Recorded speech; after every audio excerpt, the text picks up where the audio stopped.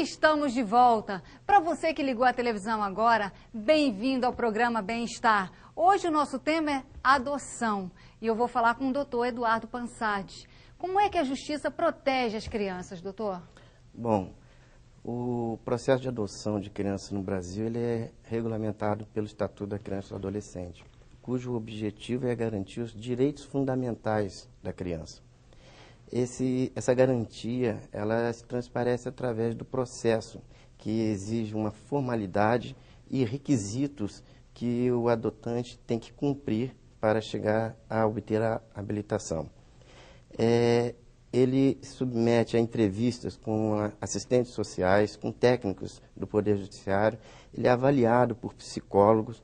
Esses relatórios são encaminhados para o Ministério Público, que exerce a sua fiscalização até chegar à mão do juiz para ele analisar todos esses relatórios e conceder ou não a habilitação. Então esse tempo é necessário. Quando ele falou da morosidade, ele tem uma visão que essa morosidade é um empecilho para o processo. Já, ao meu ver, essa morosidade ela faz parte dessa segurança, porque dá tempo para o adotante ou o casal que pretende adotar amadurecer essa ideia, ter certeza de que essa intenção é consciente, de que não é um ato precipitado, um ato provisório. Então, eu vejo como uma segurança essa morosidade. Agora eu quero saber do Rodrigo e da Alessandra. Vocês têm 2 filhos, uma menina adotiva e um menino biológico. Existe diferença no amor entre essa situação, as 2 crianças, não? Não, eu acho que o amor de pai e mãe é sempre incondicional. Agora a gente pode realmente vivenciar isso. Minhas trompas foram desobstruídas, né? E aí a gente pode ter essa sensação do que é ter um filho biológico e o amor é igual. Agora, quanto tempo você adotou e quanto tempo depois você teve o outro filho? 6 anos. Tem uma diferença de idade aí. 6 anos. Uma coisa interessante é que normalmente, quando a gente fala sobre o processo de adoção com os amigos ou pessoas que se interessam pelo assunto, uma das primeiras perguntas que aparecem é em relação a essa diferença, se existe diferença do filho biológico e do filho adotado.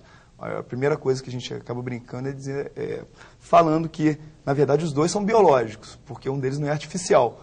Então, essa coisa, o filho adotado e o filho biológico, a gente acaba confundindo e achando que a criança, por ser adotada, não cria uma relação biológica com os pais. Isso é muito claro até no processo de formação da criança, onde ela assume até características físicas dos pais adotados. Isso é uma coisa muito comum e muito já até batida. Então vocês acreditam na criação mesmo, né? A gente pensa que o meio, na verdade, é um dos maiores, um dos fatores mais marcantes no processo de relação. Então, a questão biológica, ela tem uma parcela muito pequena no processo de desenvolvimento da criança. A relação social tem um peso fundamentalmente maior.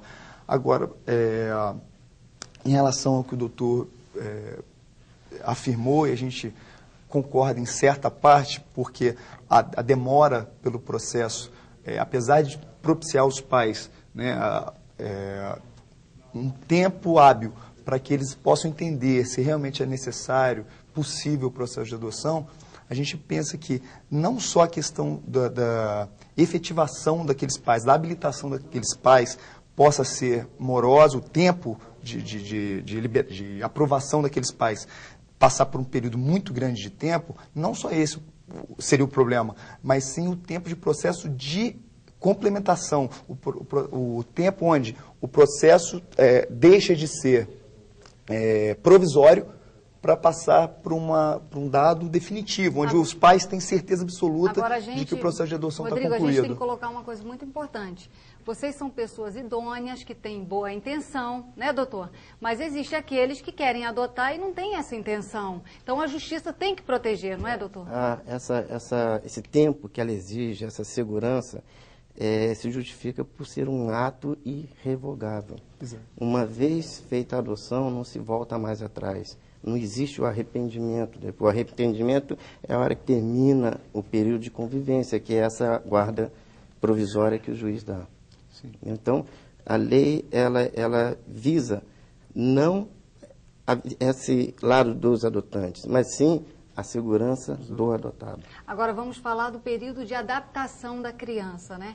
Existe, doutora, tem um período que tem que ter um acompanhamento psicológico da criança.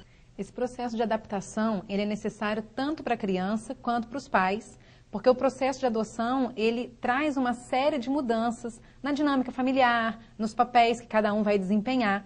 Então, todo mundo precisa passar por esse processo e o acompanhamento psicológico acaba que auxilia bastante nisso.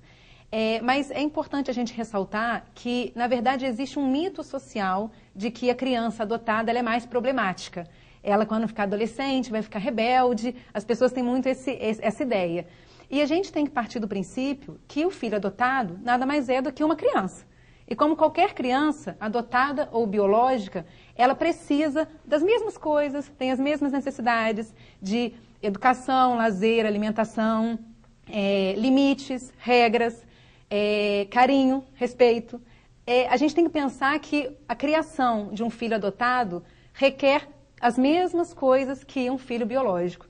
Então, se a gente passa a olhar dessa forma, esse processo de adoção fica muito mais fácil também. Um dado interessante que a gente ouviu de uma socióloga que fez uma pesquisa de âmbito nacional, ela mostrou dados muito interessantes. A maior parte da violência doméstica que acontece no Brasil não é fruto de filhos adotados. A maioria esmagadora é de filhos chamados biológicos. Exatamente. E outros dados interessantes mostraram que o tempo de convivência na família é maior quando se considera os filhos adotados. Então, a permanência, logo, a relação do afeto pai-filho se mantém de forma mais intensa, mostrando uma maior permanência dentro de casa. Bem, o tema está esquentando, né? Mas eu preciso de um rápido intervalo. Eu volto já já. Você não saia daí.